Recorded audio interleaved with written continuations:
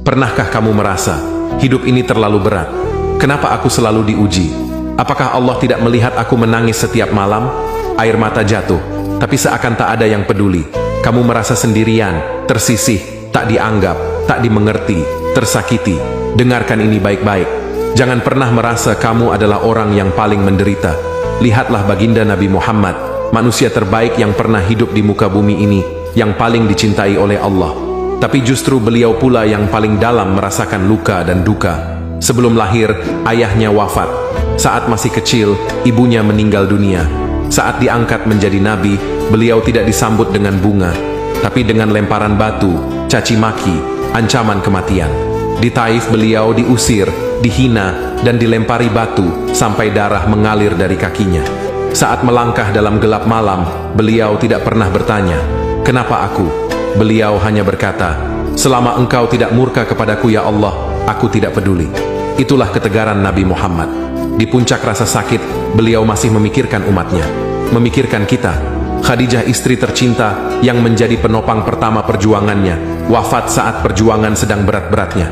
Tak lama, Abu Thalib, pamannya yang selama ini melindunginya, juga meninggal dunia. Dua kehilangan besar dalam waktu berdekatan. Beliau tumbuh dalam kesepian, dalam kefakiran, tanpa pelukan orang tua, tanpa kemewahan, tanpa tempat bersandar. Tahun itu dikenal dengan Amul Huzn, tahun kesedihan. Di medan Uhud, wajah Rasulullah berdarah, giginya patah, tubuhnya lemah. Tapi lisannya tak berhenti berdoa, "Ya Allah, ampunilah kaumku, karena mereka tidak tahu." Di saat beliau bisa membalas, beliau memilih memaafkan. Dan itulah Rasulullah Shallallahu Alaihi Wasallam. Sedangkan kita, ketika sedikit diuji, langsung berkata, "Kenapa aku? Kenapa Allah tidak adil?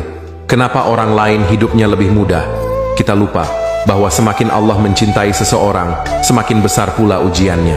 Maka saat kamu terluka, saat hati terasa hancur, saat malam terasa panjang dan penuh tangis, ingatlah Rasulullah, tirulah kesabarannya, rangkullah luka itu dengan iman, dan katakan, "Ya Allah, cukup engkau bersamaku, aku sanggup."